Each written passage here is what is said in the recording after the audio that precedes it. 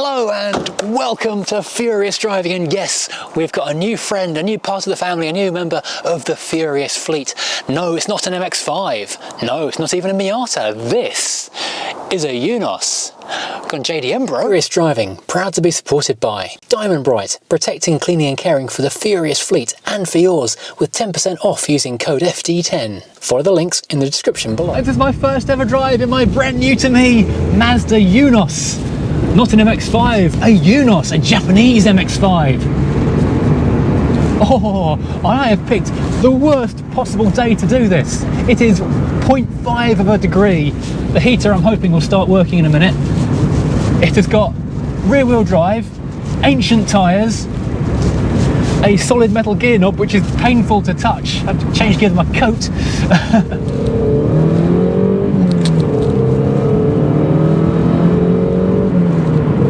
Finally, I've added an MX5 to the fleet. Yeah, I know I don't need any more, but it's an MX5. Well, this is a bit of an interesting one. This is my first drive in it because I didn't get to test drive it because it's not been on the road in a couple of years. And basically, I've just filled it with fresh petrol and I'm driving to an MOT right now to see how good or bad it actually is. So fingers crossed it's going to pass. But right now, I'm enjoying every minute of this little adventure. Luckily, this has come from the other side of my hometown, incredibly. Now, I wasn't planning on buying one of these right now. It's been on my list of cars to buy for a long time. But as so often seems to happen, fate, the car gods, dropped something in my lap. I drove that lovely little blue MX5 on a short, had a great time driving it, and it just reminded me how good these Mark 1s actually are, and how much I really did want one. And my wife's been after one for a long time as well, which helps. And a couple of days later, I happened to see a friend of mine, and he had this little thing parked outside his work unit. And he's like, you know what, I've got to get rid of the MX5. So I didn't even know you had an MX5. Do you know anyone who wants one? And I was like, well, yeah, I've got two thumbs and wants an MX5. This guy. It's not perfect, but it's enough of a little project to keep us entertained for a few days. So I think we'll have some fun with this. So, big news, the pop-up headlights work. But that really is the deal breaker. Everything else behind those things is incidental, frankly. The car is driving so well. If you've never driven an MX5 Mark 1, for any MX5, the gear change on these things is phenomenal. It's just such a little rifle bolt kind of a thing, snapping from one gear to the next. Now, I could take the motorway at this point, but in an unknown quantity car, I'm not going to. I don't want to break down on a hard shoulder today. I'll take the A roads. The interior is lovely. I'll give you a proper walk around this thing in a moment. You can tell though that the tyres have been on the car for a long time because they're quite hard feeling over the bumps and they don't feel like they've got the greatest grip in the world. But you know, pop-up headlights, I mean, that sells it every time. And the best part, this car comes Mrs. Furious pre-approved. She's wanted an MX5 for literally years. So finally, when I started getting one, instead of the usual, oh, when's that car going? It's, when's that car arriving? Which is absolutely unheard of. I'm actually excited to show her this car for once. Well, let's face it, this is another car that was always going to happen. The MX5s are some of the best driving cars ever created. Mazda, back in the late 80s, they looked at what the greatest cars ever to have driven were, and they put all of that into the perfect chassis, and then they made it really reliable with a really good engine, and they made everything work. And it's the perfect car. This is the answer to every car question. The answer is always Miata. Well, in this case, Eunos. So why have I got this now when it's below freezing today? Everyone else is going off to buy Land Rovers and things. I'm buying a two-seater open-top sports car. Circumstance, of course. This one happened to be offered to me by a friend, and it was too good of a car to pass up. You know the criteria for a YouTube car, it's got to be slightly imperfect, either a complete wreck that's going to take years to rebuild, like the Mark II Mini over in the barn, or it's got to be a sort of an easy thing that you can either improve massively and then enjoy, or improve massively and then flip. In this case, this is an improved slightly. There's a couple of things wrong with it which I'll talk you through in a second, but first of all, I'll give you the spec, because this is a very, very special car, and the clue is in the name there. This is a V Special, which is a limited edition from 1990. that gives you a lot of extra stuff. First of all, the colour, it's neo green, or British racing green in Mazda language. At the back of the car, we've got a limited slip diff, which is good news all round. And then inside the car, we've got our lovely, lovely interior. So inside the V Special, we get a few more extra nice little bits as well. We've got these beautiful tan leather seats. We've got the Nardi wood steering wheel, which is really, really nice.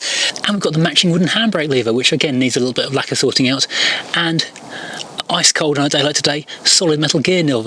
A little snappy action and throw. Feels amazing to drive. Then we start getting into the realms of what was spec'd when the car was brand new and what was spec'd at the dealer, because there's lots of dealer options and lots of option boxes you could have ticked. So we've got this wood trim around the dashboard, which I probably wouldn't have spec'd myself, but it looks original and it looks Mazda, so that's all very nice. We've got these V Special floor mats original to the car, which are just amazing. We've got air conditioning, which is a V Special standard thing, which is pretty cool. The seats, because this is an early car, we've actually got speakers in the headrests. I'm not sure they're actually connected, because I was listening to this aftermarket Kenwood and I don't think I heard them playing, so I have to try and look at that later on. Under this hood, which is in incredible condition, and this is the original hood as far as we know, so it's almost unheard of for like a 33-year-old hood to be basically in virtually as new condition, but somehow this is, despite the fact the rear screen is a bit cloudy, so we may see if we can do something about that. It's also got a rollover hoop, a big solid feeling rollover hoop. We don't know if it's aftermarket or again dealer fit, but I'm not planning on testing it anytime soon. Also in here we've got electric windows, of course, and they are frameless windows, which is very, very cool indeed. When the roof goes down, it's pillarless, of course. And of course, being an import, we've got the additional aftermarket fog light, which in this particular case is the hemorrhoid style on the back bumper. Now, one little quirk of this particular car is the dials, because apart from having the really cool early fully working oil gauge in it, they've got these lovely white dials which I don't think are original. I think when the car was imported it had these white overlays put on, obviously in 1994. Maybe this is done later on, it's hard to say, but it's a Japan car, so it should be in kph, kilometers per hour, but the speedo is in mph predominantly with kph underneath. But the odometer, the mile counter, it shows it's in kilometers, so it's 214,000 kilometers on the clock, which is, hang on, just do some maths quickly, quite a lot of miles. There's a badge on the back that says Paul Sheard MX5, and I've googled them and they are still an MX5 specialist, so I think they would have imported it in 1994 and done any conversion work, including that rear fog. Overall, the condition here is pretty decent. There's a few scuffs on the leather which I think we can bring back with some leather paint and cleaning stuff. That'll certainly improve that. The wood rim of the steering wheel, the lacquer has chipped off a bit, so we can sand and we can improve that. That's definitely doable. And there's a little crack in the dashboard, but I don't think we can really do much about that. That aside, everything seems really good. The aircon apparently doesn't work, but that's actually part of the course of my old cars. So under the bonnet, so look under here, and this is actually really quite tidy. We've got a lot of cool stuff down here. First of all, this is the Mazda 16-valve double overhead camshaft 4-cylinder. This is the 1.6 because it's an earlier car. Now this is the long nose crank version of the engine, which is a good thing. Very early in production, the cars had a short nose crank and that was an issue. Fortunately, although this is quite an early car, it's just late enough to get the long nose. Now luckily, my friend who had this car before, he did look after it very well. It's his baby for a year, and then just got kind of parked up and other projects came along. So it has got a new radiator on it, which is nice, because so for once I'm not going to have a car exploding its radiator on me. He's done a lot of belts and things on it. I think he said he'd done the cam belt on it not too long ago, so that doesn't need doing, thank goodness. We've got a lot of original Japanese stuff. This is super cool. This is I think dealer fit again, because it's got the Roadster logo on it, and it says on this strut brace, a synthesize of contemporary automotive advanced and traditional sports car Roadster, which I think means good things.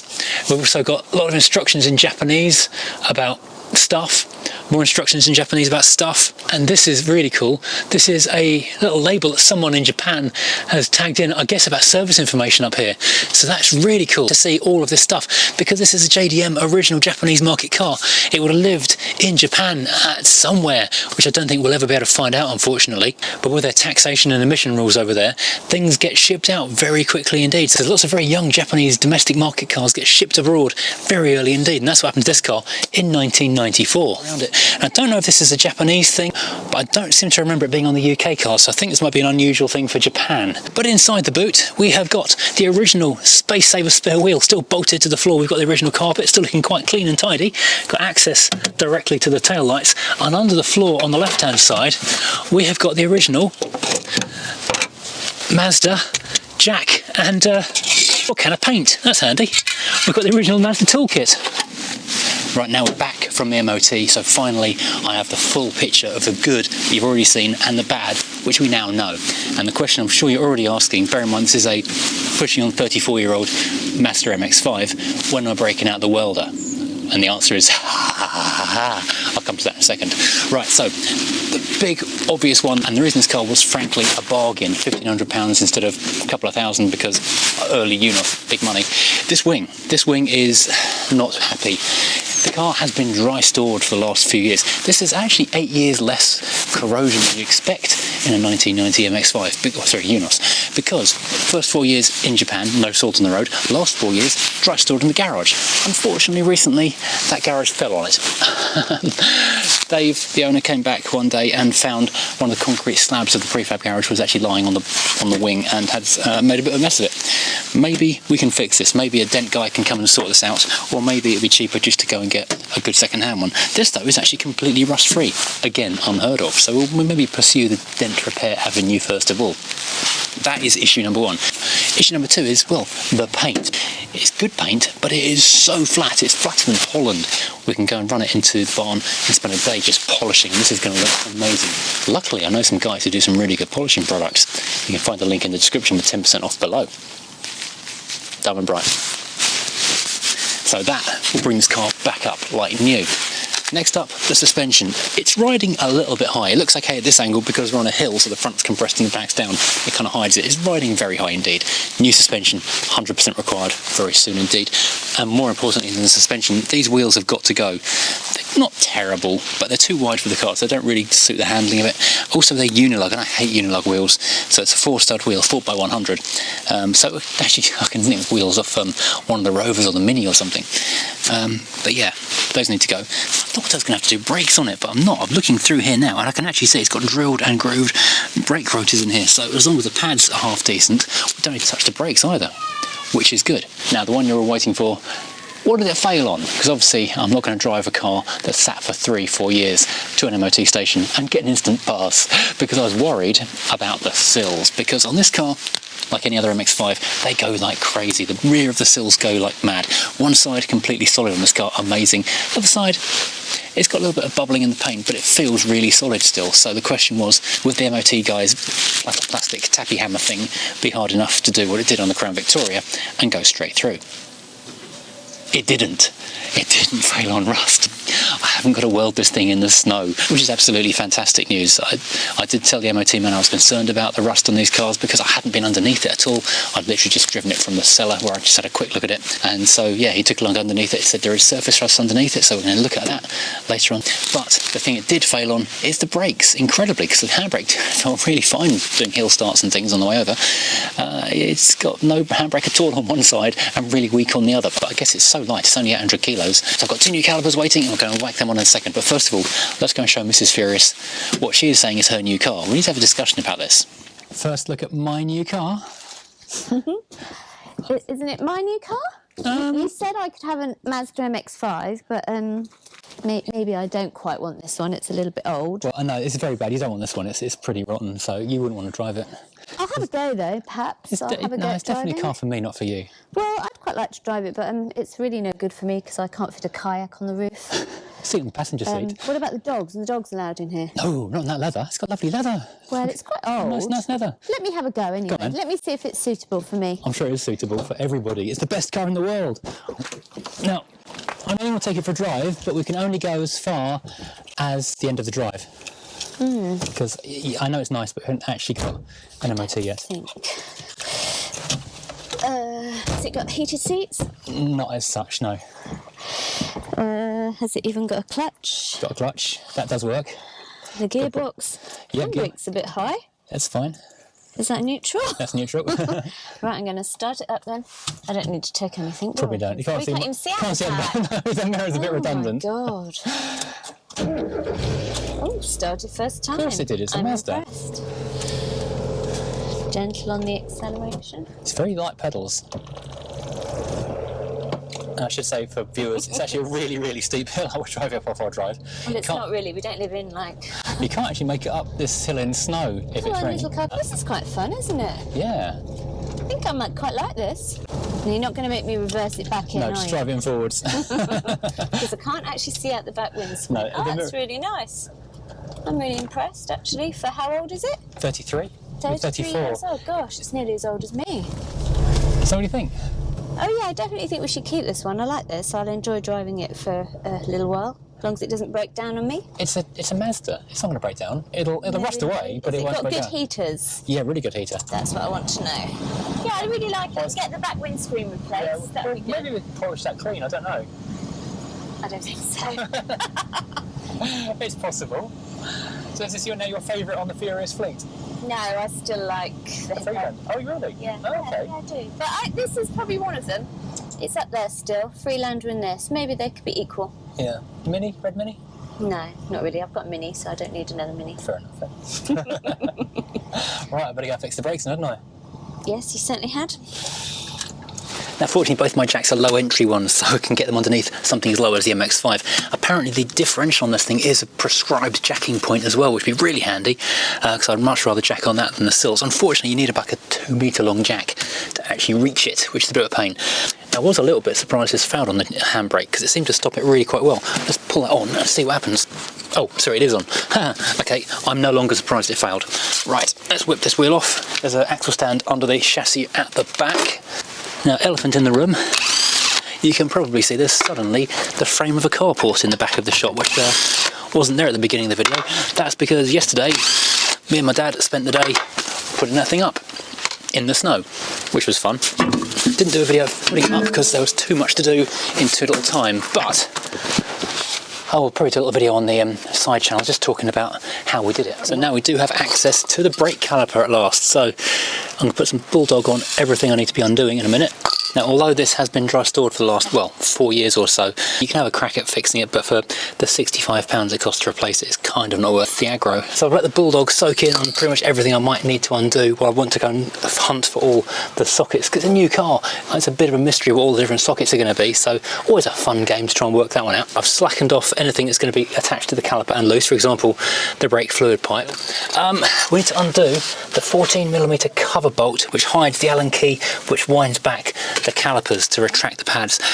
It's meant to be a 14mm socket straight on there, but none of my 14s will actually go on there. It's like a really, really tight fit that I can't make go on. I watched an instruction video on this and it looked so easy. This is actually turning out to be falling at the first hurdle kind of a deal, because the latch for the handbrake is just in the way. This part here was absolutely frozen solid. It's frozen solid in this position now. At least I can now get the 14mm socket onto that bolt. I mean, when I first saw it, I thought, that can't be right, because that won't go on there. Now, you probably can't see this from this angle, but this is the handbrake adjuster, which is astonishingly stiff. Give it a bit more Bulldog. I mean, I'll give it 2 minutes on this, just to see if this makes any difference at all. If it does, I've saved myself a whole bunch of money, but I suspect the way this is not really freeing up, I think the spring is pretty dead in it. No. Time to replace it. There we go. That is a little plug that hides the 4mm retracting hoody-doody. Let's hope I've got a 4mm in here. Which way is it? Lefty, loosey, tighty, righty, but which way am I facing? Wind it back. That retracts the piston so you can take the caliper off without any hassle. Easy and indeed peasy.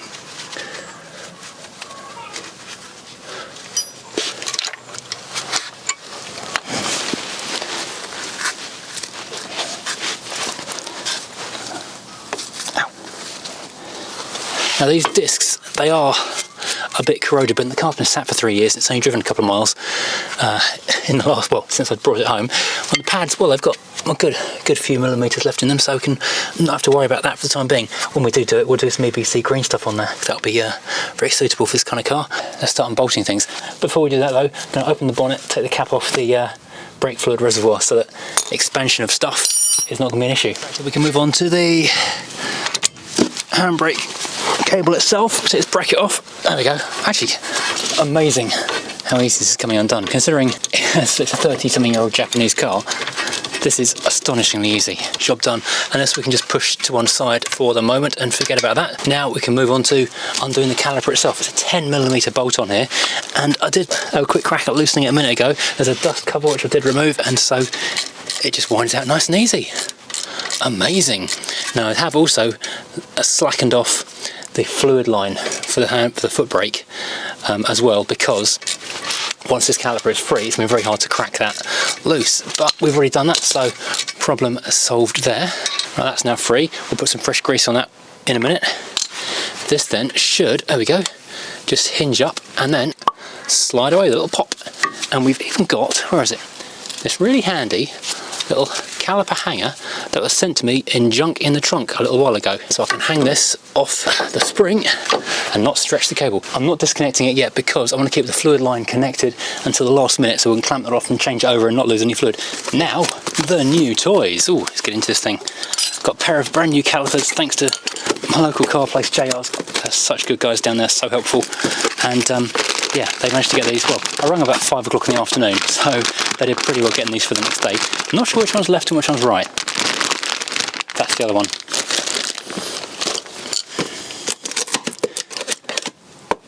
Oh, I guess we've bought it now. I do have to send back the old calipers, so I'll drop these back Monday probably.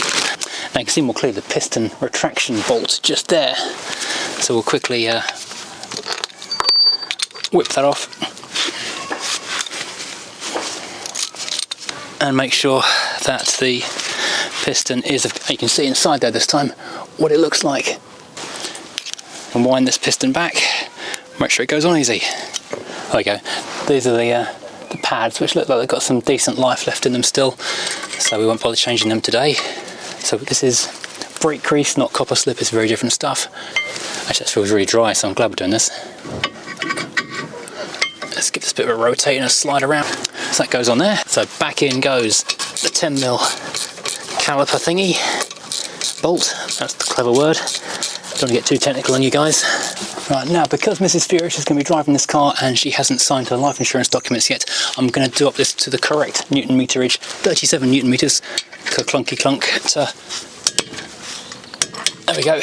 Make sure the brakes don't fall off. We probably don't want that to happen. So you can wind the brakes back in again, which is good. So currently they slide nice and easy. I'll just wind this and then they'll hopefully stop sliding quite so easy. And I'll put a little drop of copper slip on there, because if that wasn't want to come out next time, then we're never going to be changing that caliper again, or indeed the pads. Right, now the fun bit, and I will just say a quick thank you to it was Joe, wasn't it, sent me this through for junk in the trunk a while ago. Very handy hanger. Right, so what I'm going to do right now is first of all prepare the receiving caliper so it's got quick and easy access. Then I'm going to use these Draper hose clamps again, as I say all the time, on the Amazon affiliate store. So if you jump on over to that, you can find a pair of these for cheap. This will stop all the fluid coming out without harping them by being sharp like mole grips and pliers and things are. There we go, so that's now clamped off that pipe, so I can easily, he says, size of this 13, no 12. Quickly and easily, try and keep this up so it doesn't drop everywhere. Pop that straight in there. Oh, do you know what? I have not lost a drop. But I will need to quickly bleed this in a minute. 12mm ratchety batch. There we go, job done. Apart from bleeding, that is now done. Right, now a bit of a self-bleed mission with just a bit of pipe and an old orange in a bottle, although Mr. Hubnut will approve of the fact that it is C'est la Pulpe. I think it's a French one from a holiday. God knows where we found that bottle. Must be in the cupboard for. Now, if you are doing this on your own, the trick is to get a bit of pipe onto the bleed thing, get it ready to slacken off with an open-ended spanner, get your tube, clear tube, into a bottle, into a catch so it's under the level of some more fresh fluid, pump the pedal until you don't see any more bubbles coming out, then you're all done. Then you go and top up your reservoir at the front. Job done. And the final test is the handbrake. Oh, it's got almost no movement in it at all now. Significant difference. So the car does actually move. And can we turn this now? We cannot. That's very solid indeed. Job done. Now we're just going to go and do the whole thing again on the other side. Now before I move on, There was also an advisory for surface corrosion.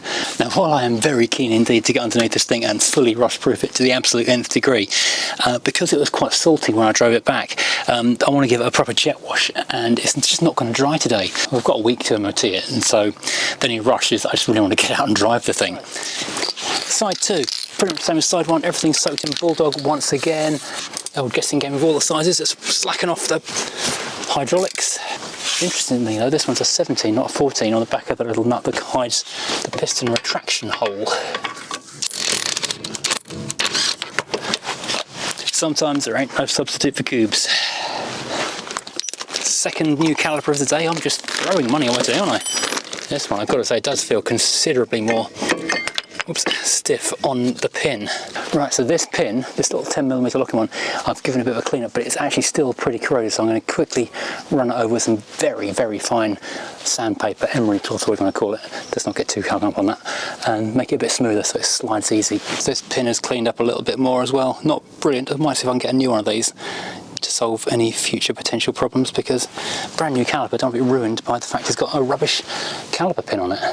This is just flying together, he says, absolutely cursing everything to a lifetime of failure. So this should hopefully be nice and quick and painless. Make sure the washer goes with it. We go. Right, just need to wind up the caliper to set it, and then we're done. Shows how good it was not losing the fluid with that clamp, because bubbles are through already. So we are done. Both rear calipers changed, hopefully working perfectly. It feels good here on the drive, but only the testers rollers will tell the whole truth for us. But yeah, so this is my first experience of working on an MX5, only my second Japanese car in all the cars I've owned. This is kind of typical for furious driving. I'm literally hours into my ownership and already I'm underneath the car, hands dirty, and yeah, having to change parts to get the thing roadworthy. What I am massively relieved at so far is I haven't had to do any welding on the thing, because quite frankly, I've had enough of that for the time being. Quick change, so I'm not getting the car dirty, and road test time. So, handbrake all the way on. Can we pull away against that? No, it really can't pull against. That's good, okay. Handbrake seems good. Yeah, that seems okay. Hopefully, we've now got an MOT passable car. So everything is box ticked correctly and for the good. This is part of my green car collection now. So I'm going green, you see, with my automobiles now, because I've got the Crown Victoria, the 200 VI, and now this. Ooh, dark green cars. So now we're in a position where this thing can go and get an MOT. The fail points were those calipers, which are now fixed. Now seems to work. So that's a big win. Secondly, Mrs. Furious seems to like it, so that's also a big win. Possibly a loss, because she's going to want to take it and drive it when I'm going to be taking it and driving it, so that might be an issue. I think I might sell something else that's fun to drive and replace it with this, but I might not be able to drive this, so we'll have to come back to that one. Whether or not I'm able to get back out underneath here with the weather and do some anti-corrosion painting before the retest happens, I don't know, but that'll be another video when that does happen, because it absolutely does need to happen. Then we need to service it, and then we've got the modifications, because you can't have an MX5 and leave it standard. Wheels are going to change, suspension is going to change, engine mod. The thing about an MX5 or indeed a Eunos, as this is, you've got to make it your own. I want the Lotus one gone and the Eunos badge on the front, and I want, of course, the Paul Sheard one gone and the Eunos badge on the back. But those aren't too hard to come by, but they're not exactly cheap, so I'm going to have to start scouring eBay, try and find a bargain on those. But there's lots more to do on this car, lots more content, lots more fun to be had with this lovely little thing. This is possibly my new favourite on the fleet. If you like this kind of content, then please do hit like and indeed subscribe and hit the bell notification so we see when the next one comes out. So join me again in the next few days for more MX5/Eunos, more Crown Victoria, more Rover P6, more Mini, more everything. Thanks for watching, and see you again soon. And let me know in the comments if you like this car. I know I love it. I am very, very happy indeed.